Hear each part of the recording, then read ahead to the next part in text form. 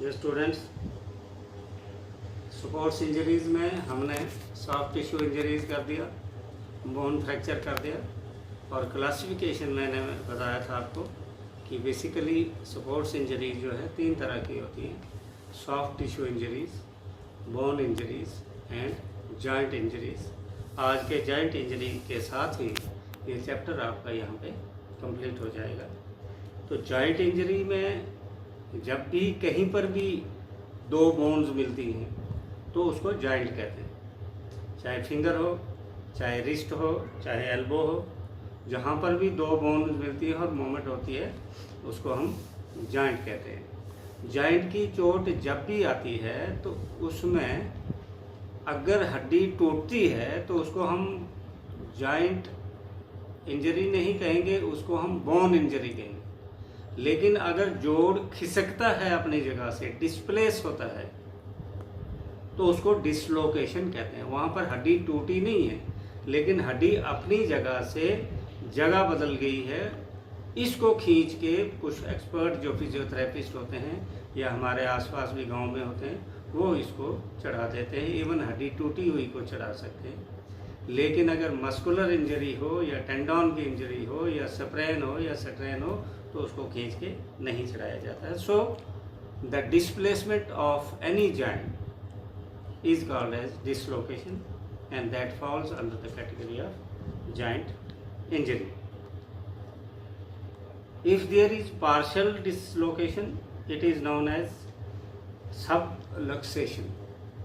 अगर नॉर्मल छोटी मोटी खींच लगी है, जैसे लेडीज़ हों, छोटी बच्चियां हों या बच्चे हों, उनकी बॉडी सॉफ्ट होती है, कहीं बाजू से खींचेंगे या फिंगर को खींचेंगे, एक्स्ट्रा पुल अगर दे देंगे तो कई बार छोटी मोटी खींच जो है उसके जॉइंट में लग जाती है। उसको डिसलोकेशन नहीं कहते हैं, उसको सबलक्सेशन कहते हैं, जो पार्शल मामूली सा डिसलोकेशन।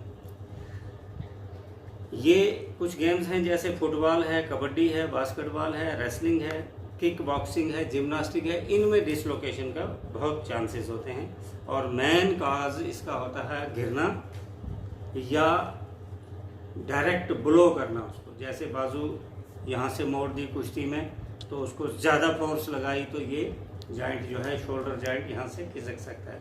फिंगर है, फिंगर को अगर ज़्यादा कहीं खींच लिया तो टेंडन के साथ साथ हड्डी भी अपनी जगह से खिसक सकती है। इसके सिम्टम्स क्या हैं कि जॉइंट में मूवमेंट नहीं होगी,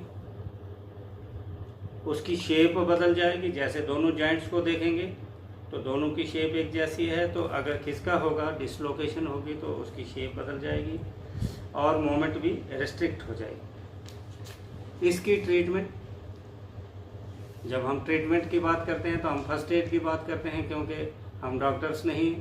तो ट्रीटमेंट्स में राइस याद रखना आपने, rest, application of ice, compression पट्टी बांधना एंड एलिवेशन, उसको बाकी बॉडी के पोर्शन से ऊंचा रखना। फर्दर इसके या तो सर्जरी होती है या इसको जो है ऑर्थोपेडिक जो हैं वो इस जॉइंट को चढ़ा देते हैं। अब डिसलोकेशन की जो टाइप्स है, शोल्डर डिसलोकेशन, ये आम होता है कुश्ती में, कबड्डी में या फुटबॉल में, हॉकी में, ये वाला dislocation shoulder dislocation. Elbow dislocation ये भी कॉमन है।